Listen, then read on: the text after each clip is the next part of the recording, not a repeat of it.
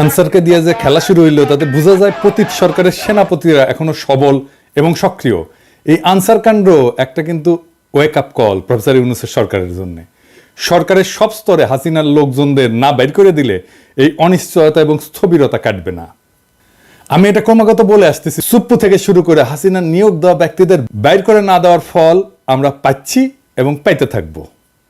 এর আগে শীর্ষ আদালতের মাধ্যমে কু করার চেষ্টা হয়েছিল, আগামীতে এই ধরনের চক্রান্ত চলতেই থাকবে।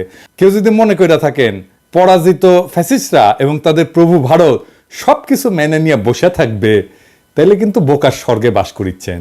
ওদের ফেলে যাওয়া জঞ্জালগুলো সমূলে সাফ করেন।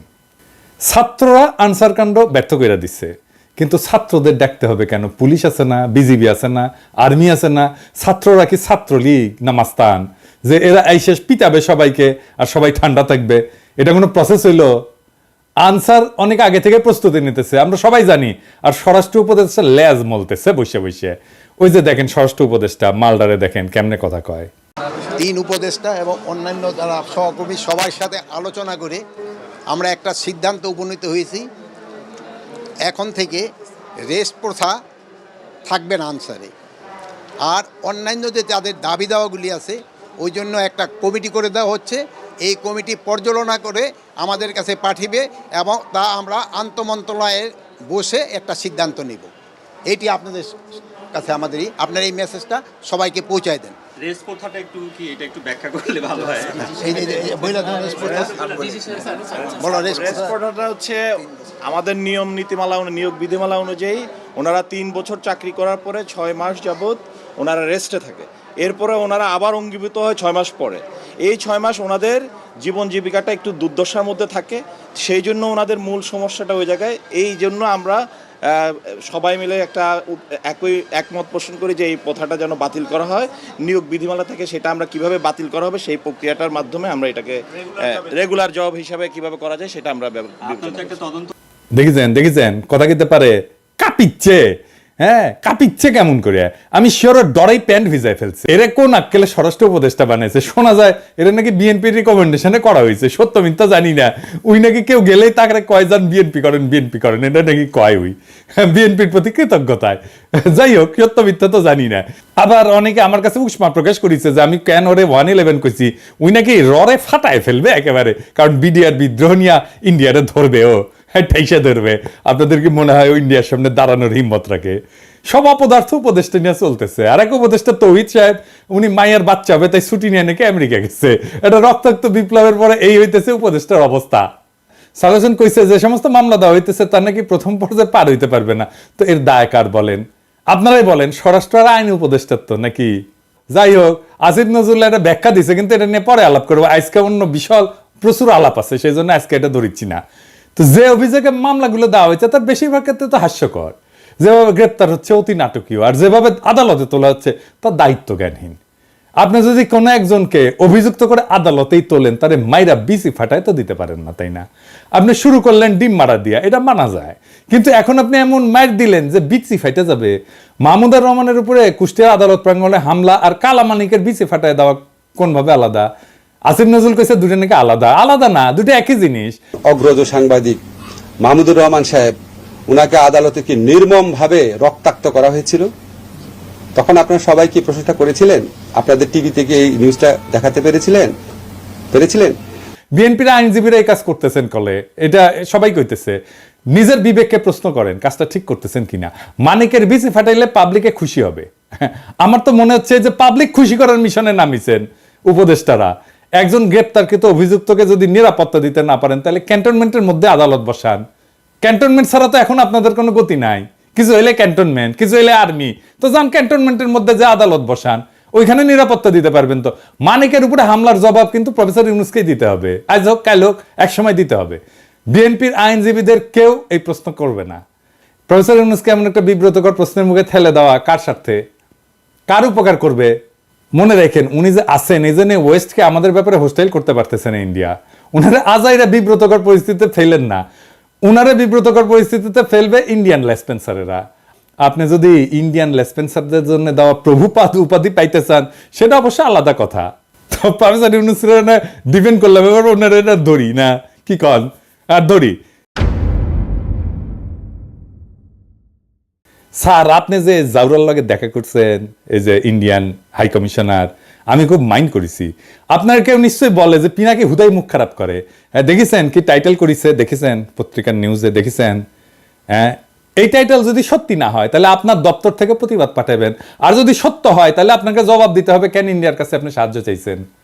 প্রণয় ভার্মার লগে আপনার দেখা করতে হবে কেন? সৌজন্য, হ্যাঁ ওই যে কইছে সৌজন্য সাক্ষাৎ, তো ও সৌজন্য দেখাইছে আপনারে স্যার? কি কন? আপনার শপথ অনুষ্ঠানেও আসছিল, আসে নাই, ওই সৌজন্যটা টুকু দেখাই নাই। এই তো জাউরের সৌজন্য বোধ, তাই না?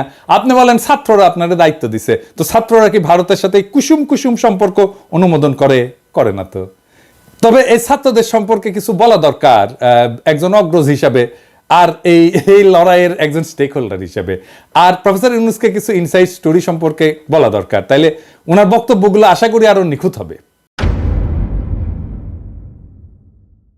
এই বিপ্লবটা স্যার ছাত্ররা শুধু একা করে নাই, ছাত্ররা লড়াইয়ের স্পিয়ার হেড ছিল, মানে যারা রাজনীতির ভাষায় বলে ভ্যানগার্ড, মানে কমিউনিস্টরা কয় আর কি ভ্যানগার্ড, বর্ষার ফলার মতো আর কি। বর্ষার ফলা কিন্তু একা কিছু না, এটা অকার্যকর অস্ত্র বা সামান্য কার্যকর অস্ত্র। আর পিসের লাঠিটাও একা কিছু না, সামান্য কার্যকর অস্ত্র, কিন্তু দুইটা একসাথে এটা কার্যকর অস্ত্র হইয়া ওঠে। তো বর্ষার ফলাটা হইতেছে ছাত্ররা, আর জনতা হইতেছে পিসের লাঠিটা। ছাত্রদের সাথে জনতাও নামছিল, ব্যাপকভাবে নামছিল। শুধু বিশ্ববিদ্যালয়ের ছাত্র না, মাদ্রাসার ছাত্ররা নামছিল, শহীদ হয়েছে কাতারে কাতারে। কে নামে নাই? রিকশাওয়ালা, গার্মেন্টস ওয়ার্কার, জামাত, বিএনপি, হেফাজতের কর্মীরা, আবু সাইদকে শিবিরের সাথী। তো গত 15 বছর ধরে যারা লড়াই করছে তাদের রক্ত অশ্রু কান্নার উপরে দাঁড়ায় আছে এই লড়াই। এই লড়াই দাঁড়ায় নাই? এই লড়াইকে আকাশ থেকে পড়ছে? হঠাৎ করে বিজয় আসছে? আবু সাইদ যে বুক চিতায় দাঁড়াইছে, এই দাঁড়ানোটা প্রথম কে দাঁড়াইছে বাংলাদেশে? দেখেন তো এই ছবিটা, গার্ডিয়ানে ছাপা হয়েছিল, বিএনপি কর্মী। তারা এইভাবে অসংখ্যবার দাঁড়াইছে। মুক্তিযুদ্ধে যেভাবে আওয়ামী লীগ কুক্ষিগত করেছিল, জনতার বিজয়কে আওয়ামী বিজয় রিডিউস করছিল, সে একই কাজ কইরেন না। আওয়ামী ন্যারেটিভের পরাজয় তো দেখলেন, এবার আপনাদের এই ন্যারেটিভও কিন্তু পরাজিত হবে যদি এটারে ছাত্রদের লড়াই হিসাবে শুধুমাত্র প্রতীয়মান করেন। 5 তারিখে আর্মি গুলি চালায় নাই, চালাইতে পারত। চালাইলে কি হইতো? প্ল্যান কি ছিল? প্রফেসর ইউনূসকে জিজ্ঞেস করেন। আমি ওনারে একটা কাজ করতে রিকোয়েস্ট করছিলাম, স্যার তো জানেন আপনি, যাতে আর্মির গুলি করা ঠেকানো যায়। উনি কাজটা করছিলেন, আপনাকে ধন্যবাদ। ওনার কাজটা সূত্র ধইরা আমার একজন বড় ভাই যিনি জাতিসংঘে কাজ করতেন, তিনি জাতিসংঘে কিছু গুরুত্বপূর্ণ ভূমিকা রাখছিলেন। জাতিসংঘের মহাসচিবের ক্ষেত্রে একটা ক্রুশিয়াল ভূমিকা ছিল। আমি প্রফেসর ইউনূসকে জানাইছিলাম যে এত কিছুর পরেও যদি আর্মি গুলি করে তাইলে প্ল্যান বি কি? আর্মির সাবেক জেনারেলরা আর্মি কনভয়ের সামনে দাঁড়াইতো। কারা কারা দাঁড়াইতো আমি আজকে নাম কইলাম না। হাসিনা যদি টিকা যাইতো তাইলে প্ল্যান সি ছিল। লড়াই এমন জায়গায় পৌঁছাইছিল যে আমরা সশস্ত্র লড়াই করলেও জিতে আসতে পারতাম, আর আমরা সেটা করতামও, আন্তর্জাতিক শক্তির সাহায্য নিয়ে করতাম, আগাইছিলামও, আর বেশি না কই। এইবার আমি একটা খুব খারাপ একটা সেন্সিটিভ প্রশ্ন করি, স্যার আপনারাও করি, ছাত্রদেরকেও করি, কিছু মনে কইরেন না প্রফেসর ইউনূস এবং ছাত্ররা। এই যে কয়েকশো পুলিশ মারা গেল, মাইরা যে টাঙ্গায় রাখা হলো, কে করছে? ছাত্ররা। আপনারা এটার ওনারশিপ নেবেন? নেবেন না তো। থানা আক্রমণ হইল একের পর এক, এমন কোন থানা নাই বাদ গেছে। পুলিশ যে আতঙ্কে পলাইলো, কে মাইরা টাঙ্গায় রাখছিল? কে? ছাত্র ভাই আপনারা রাখছিলেন? হ্যাঁ, কে করলো এটা নিশ্চয়ই বুঝতে পারতেছেন। এই বিপ্লবী সহিংসতা কোনো র্যান্ডম ঘটনা না, আর এইগুলো ছাত্ররা করেও নাই। কিন্তু এই বিপ্লবী সহিংসতার একটা ডিসাইসিভ রোল ছিল। হাসিনা না পড়লে পুলিশের পরে আমলাদের সিরিয়াল ছিল। হ্যাঁ আমি জানি, বাইচা গেছেন আপনারা। ওই যে সব সুন্দরী সব অপসরীরই একটা দুর্গন্ধযুক্ত গুজ্জদার থাকে, সেরকম এইরকম বিপ্লবের একটা বিপ্লবী সহিংসতা থাকে যেটা কেউ ওন করে না, কিন্তু ওই বিপ্লবী সহিংসতাটা দরকার। সেই জন্য আপনি বিপ্লবের পুরা গল্প কোনোদিন পাইবেন না, কারণ এই কথাটা কেউ বলবে না যে আমি এটা করেছি, কেউ বলবে না, কেউ স্বীকার করবে না, কিন্তু এটা হয়েছে। যাই হোক, তাই সবাইরা বাদ দিয়ে একটা গ্রুপকে মহিয়ান করে তোরা কৌশলকে বাদ দিতে অনুরোধ করি। তরুণ ছাত্র নেতা এবং উপদেষ্টা পরিষদের জন্য সামনে কিন্তু বিপদ আছে। বিপদটা কি আমি একটু বলি, খুইলা বলি। ছাত্ররা একটা শক্তি, সত্য, কিন্তু ছাত্র নেতারা ডিসপোজেবল। ডিসপোজেবল কথাটা শুনে আবার মাইন্ড করেন না। ছাত্র নেতাদের শক্তি অতি ক্ষণস্থায়ী। আমিও ছাত্র নেতা ছিলাম, আমিও ঠিক 90-এর অভ্যুত্থানের নেতা ছিলাম। হাজার হাজার ছাত্রকে ডাক দিলে এক কাতারে আনতাম। এখন ওই ছাত্রদের আনতে পারবো না, কারণ তারাও ছাত্র নাই, আমিও নাই। ওদের সবার সংসার হয়েছে, রাজশাহী মেডিকেল কলেজে গেলে হ্যাঁ সাবেক ছাত্র পরে পরিচিতি পাইছে, পিনাকি ভট্টাচার্য হয়েছে, সেই জন্য হয়তো আসবে অনেকেই। কিন্তু আমি যদি আজকার পিনাকি না হইতাম কেউ আসতো না। ছাত্রনেতার তার যে কনস্টিটিউয়েন্সি সেটাতে খুব অল্প সময় থাকে, খুবই অল্প সময় থাকে। ওই যে জায়মান অক্সিজেন বলে কথা আছে না, সামান্য সময় থাকে, ওই রকম জায়মান তার শক্তিটা। এই যে 90-এর অভ্যুত্থানের অগ্রপথিক ছাত্র নেতারা, এই যে দেখেছেন ওনারা কোথায়। এই যে বিচিত্রার প্রচ্ছদ প্রতিবেদন হয়েছিল, আমাদের সময় বিচিত্রার প্রচ্ছদ প্রতিবেদন হওয়া মানে বিশাল বিশাল ব্যাপার। বিচিত্রার প্রচ্ছদ প্রতিবেদন হয়েছিল, ওনাদের ছবি দেয়া, ওনারা কোথায়? কোথাও নাই। অথচ উনাদের কথায় তখন দেশ চলতো। এরশাদের পতনের পরে বাংলাদেশের ছাত্র নেতাদের মধ্যে 4 খলিফার চাইতে বড় ছাত্র নেতা আসে নাই। ওনাদের গত 40 বছরে কোনো বেল ছিল রাজনীতিতে? ছিল না। এখন আজকার ছাত্র নেতারা ডাকলে হাজার হাজার ছাত্র আসে। ঠিক 5 বছর পরে ওই ছাত্র ইউনিভার্সিটি থেকে বেড়ে গেলে সেই একই বাগানে আসবে নতুন কুড়ি। শুধু সেই সেদিনের মালি থাকবে না, ছাত্র রাজনীতি কফি হাউসের সেই আড্ডা, বুঝছাও, এটা থাকে না। বারবার ছাত্রদের সামনে আয় না, জনতাকে যে সামনের কাতার থেকে পিছে ঠেলে দেওয়া হইতেছে, তার সবচেয়ে বড় ভিকটিম হবে ছাত্ররাই, ছাত্র নেতারাই। তারা শক্তিহীন হইয়া পড়বে। রাজপথে ছাত্র জনতার বিপ্লবী ঐক্য হাসিনাকে পরাস্ত করছে, শুধু ছাত্ররা করে নাই। ক্ষমতা জিনিসটাকে আজকের ক্ষমতাবানদেরকে বুঝতে হবে খুব খেয়াল করে, কারণ এটা না বুঝলে আপনি ক্ষমতাকে ম্যানেজ করতে পারবেন না। কারণ ক্ষমতা খুব ডেঞ্জারাস জিনিস। আমি আপনাদেরকে বিপ্লবের একটা এক্সাম্পল দিয়ে দেখাই। ক্ষমতা কিভাবে বিপ্লবকে ধ্বংস করে দিতে পারে। রুশ বিপ্লব টেকেছিল, টেকে নাই। এত বড় সফল বিপ্লব টেকে নাই কেন জানেন? কারণ লেনিন নিজে ক্ষমতাকে কিভাবে ডিল করবেন, জনতার সাথে কিভাবে পুনঃসম্পর্ক স্থাপন করবেন, জনতাকে দিয়ে কিভাবে বিপ্লবকে ওন করাবেন, সেটা বুঝতে পারে নাই লেনিনের মতো প্রখর রাজনৈতিক মেধার লোক। ক্ষমতা এসে বিপুলভাবে অজনপ্রিয় হয়েছেন লেনিন আর তার নিজের দল মাত্র কয়েক মাসের মধ্যে। এটার সাথে বাংলাদেশের আগস্ট বিপ্লবের মিলটা ধরাই দেব, মজা পেবেন। রাশিয়া বিপ্লব হইল, লেনিন ক্ষমতা নিলেন, তারপর একটা নির্বাচন দিলেন কয়েক মাসের মধ্যে এবং গোহারা হারলেন। বিরোধী দল পেল 40% ভোট আর সে পেল মাত্র 25% ভোট। তারপর পার্লামেন্টে রেড আর্মি পাঠায় ওদেরকে পার্লামেন্ট ছাড়া করলেন। এটা হচ্ছে লেনিনের কেরামতি। সফল বিপ্লব করলো যেই দল ক্ষমতায়, তারপরে গোহারা হারলো। আর ওই হারার পরেই Soviet union one party state হয়ে ওঠে ধীরে ধীরে। দীর্ঘমেয়াদে শুধু বিপ্লব না, একটা প্রসপারাস নেশনকে পিছায় দেওয়া হয় বহু বছর, আজকে পর্যন্ত মাথা তুলে দাঁড়াইতে পারেনি। আর একটা এক্সাম্পল দিই, শপথ নেওয়ার আগে মোস্ট প্রমিনেন্ট পপুলার ছাত্র নেতা কারা ছিল? আসিফ আর নাহিদ তো, তাই না? এখন মোস্ট প্রমিনেন্ট পপুলার ছাত্র নেতা কে? সার্জিস আর আফনাজ আব্দুল্লাহ। কেন বুঝলেন তো? কারণ ওটা ক্ষমতার বাইরে। ক্ষমতা জনগণের সাথে নেতার দূরত্ব তৈরি করে সব সময়। ক্ষমতাবানকে জনগণ পছন্দ করে না, ক্ষমতা জনগণকে দূরে সরায় দেয়। লেনিনের মতো প্রখর রাজনৈতিক মেধা এই ক্ষমতাকে ম্যানেজ করতে পারে নাই। দুইটা দেশ পারছিল কিন্তু বিপ্লবের পরে ক্ষমতা আর জনতার মধ্যে মেলবন্ধন করতে, কিউবা আর ইরান। সেই জন্যই দুই দেশে এখনো বিপ্লব টিকে আছে। আর এই অরাজনৈতিক এনজিও দুর্বল বুইরাদের ক্যাবিনেট পারলে ভালো, কিন্তু প্রফেসর ইউনূস তো খমিনেও না লেনিনও না। এখনই প্রফেসর ইউনূসের সরকারকে অনেকে এনজিওগ্রাম সরকার বলে। ওই যে হার্টের এনজিওগ্রাম না, ওই এনজিও মানে নন গভর্নমেন্ট অর্গানাইজেশন, আর গ্রামীণের গ্রাম মিলে এনজিওগ্রাম সরকার। হ্যাঁ বুঝছেন স্যার, আপনার সরকারকে এনজিওগ্রাম সরকার বলে। বুড়াদের লাগে এনজিওগ্রাম। এটা নতুন তরুণ বাংলাদেশ করতে পারবে না। আপনার ক্যাবিনেটের 2জন তরুণ ছাত্রকে নিয়েছেন, আমি প্রথম দিন এটা অ্যাপ্রিসিয়েট করছি, বলছি যে এটা ভালো কাজ হয়েছে। আপনি সবাই নেন তরুণ, সবাই সব উপদেষ্টারা তরুণ নেন, এই যে ছাত্রদের নেন, কোনো অসুবিধা নাই তো, আমরা সাপোর্ট করব। ওরা খুব ভালো পারবে চালাইতে। এর আগে ব্রিগেডিয়ার স্বাগত কইছিলেন না আওয়ামী লীগকে দল গুছাইতে, আজকে আসিফ নজরুল পিছে মুজিবের ছবি নিয়ে কইলেন আওয়ামী লীগ ঐতিহ্যবাহী দল, তার সংগঠন করার অধিকার আছে। ব্যক্তিগতভাবে আমি মনে করি কোনো রাজনৈতিক দলকে নিষিদ্ধ করার পক্ষে আমি না। আওয়ামী লীগ বাংলাদেশের স্বাধীনতা সংগ্রামে নেতৃত্ব প্রদানকারী দল। বিভিন্ন গণতান্ত্রিক সংগ্রামে এই দলটার অবদান ছিল। গত 15 বছর তারা যা করেছে সেটা তাদের ঐতিহ্যের সাথে যায় না। মানে বুঝছেন তো, এই এনজিওগ্রাম সরকারের কাম হইতেছে আওয়ামী লীগকে সাফসুতরা কইরা আবার মানুষের সামনে পরিবেশন করা। আসিফ নজরুলকে জিজ্ঞেস করেন, জার্মানিতে হিটলারের দল কি রাজনীতি করতে পারে? আওয়ামী লীগ কি ফ্যাসিস্ট দল না? আসিফ নজরুলকে জবাব দিতে হবে যে হ্যাঁ বা না বলতে হবে। জয়তে বললে চলবে না, যদি কিন্তু ইত্যাদি ইত্যাদি বললে চলবে না। কোন অথরিটিতে আসিফ নজরুল বলে যে আওয়ামী লীগের রাজনীতি করার অধিকার আছে? শেখ মুজিবের ছবি ভাস্কর্য যেই জনতা ভাঙ্গে ফেলা বিপ্লবের বিজয় ঘোষণা করেছিল, সেই নিন্দিত স্বৈরাচার ফ্যাসিস্ট হাসিনার পলিটিক্যাল আইকন মুজিবের ছবি পিছনে লাগায় যে উপদেষ্টাগরি করতেছেন, এইটা কি জনগণের অনুমোদন নিয়ে লাগাইছেন পিছে? জনগণ তো এটা ভাঙছে, আপনি পিছে লাগায় রাখছেন কেন? টেঙে রাখছেন কেন? আর একটা বিষয় একটু আলাপ করে নিই, আমাদের মিডিয়ার কিছু রেসপন্সিবিলিটি নিয়ে। সরকার গুমের শিকার ব্যক্তিদের সন্ধানে 5 সদস্যের কমিটি করছে, এর মধ্যে সাজ্জাদ হোসেন একজন। তো মানবাধিকার কর্মী, এনটিভি একটা নিউজ করেছে এটা নিয়ে, এই যে দেখেন, হ্যাঁ, ওইখানে ছবি দিছে এই মালের, সাজ্জাদ হোসেনের বলে এই ছবিটা হইতেছে সুয়েটের প্রাক্তন ছাত্রলীগের প্রাক্তন সাধারণ সম্পাদক, গত 15 বছরের স্বৈরাচারের সুবিধাভোগী। তো আপনি সাজ্জাদ হোসেনকে চিনেন না? সে একজন মানবাধিকার কর্মী, আমাদের কলিগ তো, আমাদের সহকর্মী তো, তার সাথে কাজ করেছি তো।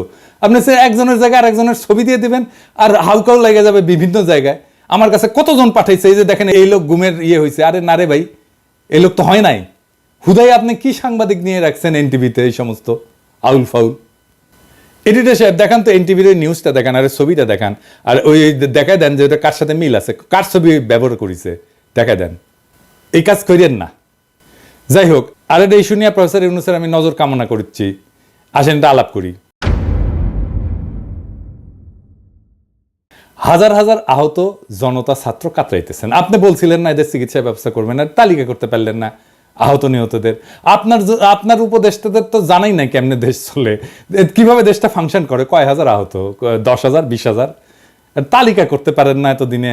একটা হসপিটালে তো গেছে সে, তাই না?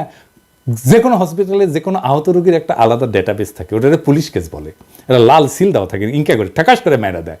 তো এই পুলিশ কেসগুলোর তথ্য নিয়ে রোড ট্রাফিক অ্যাক্সিডেন্ট, সাপে কাটা আর বিষ খাওয়া, এই 3 ধরনের রোগী যদি বাদ দেন 18 জুলাই থেকে 5 আগস্টের, তাহলে আহতদের পূর্ণাঙ্গ তালিকা পেয়ে যাবেন। ওখানে ঠিকানাও থাকে, ফোন নাম্বারও থাকে। 1 সপ্তাহের কাজ, আর একটু ভ্যালিডেট করে 1 সপ্তাহ, ম্যাক্সিমাম 1 সপ্তাহের কাজ। দেশ কেমনে চলে এটা জানেই না, এইগুলারে আপনি উপদেশটা বানাইছেন তো বানাইছেন, বানান ছাত্রদের বানাইতেন, সবগুলোই ছাত্র নিতেন, খুব ভালো কাজ করবে। আমি প্রথমে 2 জন ছাত্র বানাইছিলেন উপদেশটা, আমি কইছিলাম এটা ভালো কাজ করেছেন, আর সবগুলোরে নিতেন ছাত্র, কোনো সমস্যা ছিল না তো। যাই হোক, এই আলাপে শুধু ছাত্র না, ছাত্র জনতার এই বিপ্লবের অংশগ্রহণ নিয়ে কথা বলছি।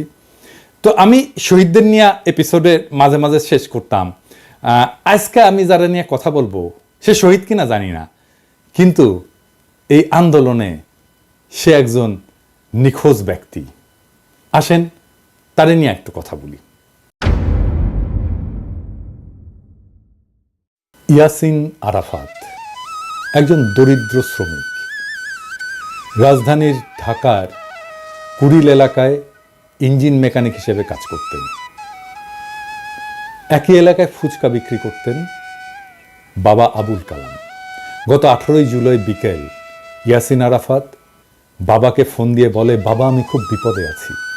এরপর ফোনের লাইন কেটে যায়। ওই ঘটনার 1 মাস পার হলেও ছেলের সন্ধান পাননি আবুল কালাম। সন্তানের খোঁজে বিভিন্ন জায়গায় ঘুরে বেড়াচ্ছেন। অন্যদিকে নিখোঁজ থাকার পর অনেকে ফিরতে শুরু করেছেন পরিবারের কাছে, কিন্তু ইয়াসিন আরাফাত ফেরেনি। কেউ তার খোঁজ নেয়নি, কেউ ফেসবুকে লেখেনি, তাকে নিয়ে কোনো পত্রিকা স্টোরি করেনি। করবে কেন?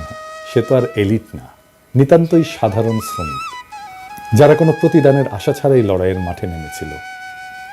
কোনো কোটা না, কোনো চাকরির ন্যায্যতা না, নিতান্তই সে হাসিনার নির্মম শাসনের বিরুদ্ধে, ছাত্রদের উপরে চলা নির্মম ফ্যাসিস্টের আক্রমণে বিক্ষুব্ধ হয়ে পথে নেমেছিল।